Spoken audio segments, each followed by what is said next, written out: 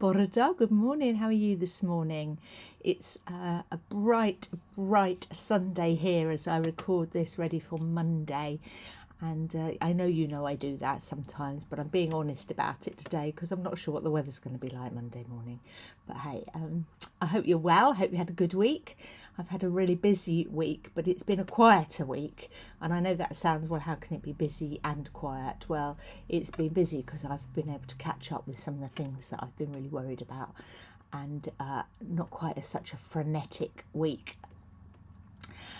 I've been doing a little bit of digging around in books I haven't used for a while, and one of the books that I've been drawn to this week, I think because the writer keeps cropping up on all sorts of social media. Perhaps he's got a new book coming out and it means he's upping his profile.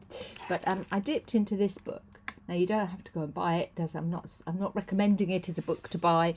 But I do quite enjoy bits of it. This is the way with all of my books, to be honest. They've all got something really amazing and other bits that I just think, no. So I wouldn't ever say just go and buy everything that I show you. But this is, I've been looking at Bear Grylls, and he's written this book, and it's kind of very earthy feel book, which you might expect from him. And I dipped into the section called Courage, because sometimes we all need a little bit, don't we?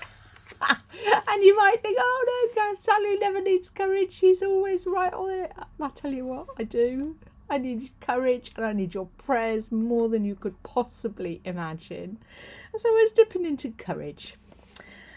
And I'm sort of going to read this a little bit, but I'm also going to put my own stuff on it.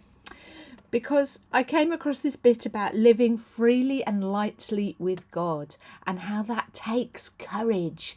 Because, of course, what we really want to do is be completely in control and hang on tight. And that takes, it doesn't give God much of a chance. Because if we've decided we're in control, then we're not looking out and we're not being responsive and reflexive to what's happening around us. But it also means that we can get a bit on our own track, and we'll miss opportunities, and we'll miss the signs of God at work.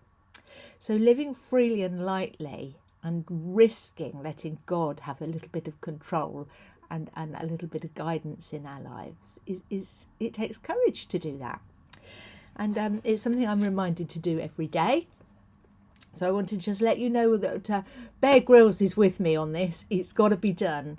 And living in that kind of grace and with that kind of trust takes a lot of trust in God. And that's where the courage comes in, isn't it?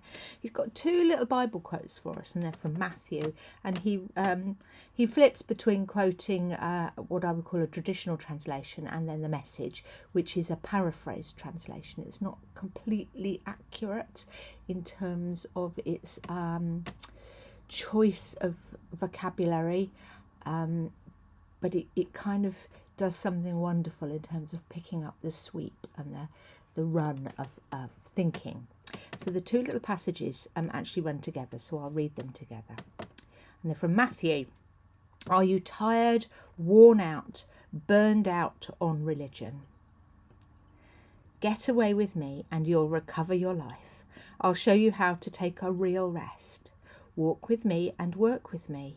Watch how I do it. Learn the unforced rhythms of grace. I won't lay anything heavy or ill-fitting on you. Keep company with me, and you'll learn to live freely and lightly. And I think some of us are pretty burnt out on the stuff that we don't enjoy around church, and that's what I would call religion, really. The bits that keep you away from God rather than draw you in closer to him. And I love that idea that if actually we stop worrying about the institutions and the organisations, you know what I mean by that, I'm not being flippant, but actually make our focus on God, on Christ, and on our relationship, and being what we know to be good, faithful Christians, then the rest of it will follow. And that's not to reduce the importance of the structure, or our buildings, or our worship, and all the organisation that goes into keeping all of that happening. But it is to say that if it's not all for God, and if it's not for his glory, and we're not getting the God bit out of it, then we probably need to have a little bit of a refocus and a little bit of a rethink about what we're up to. And that's kind of what Bear Grylls says, and he just says it takes a lot of courage and a good dose of humility to draw in close to our faith and to God, rather than be kind of officious and I can't think of any other good words, but wedded to structure and authority. That's kind of what I'm trying to say. And he says that when we walk to the rhythm of God rather than marching to our own drum, we might find that we're exactly where we need to be. Isn't that a lovely idea? And I love the words to walk freely and lightly. Freely and lightly. That doesn't mean it's not going to be hard work or difficult, but that if we do it with the lightness of heart, then we stand a chance of being in the right place with it. I could talk about this forever, but I think I've gone on for far too long.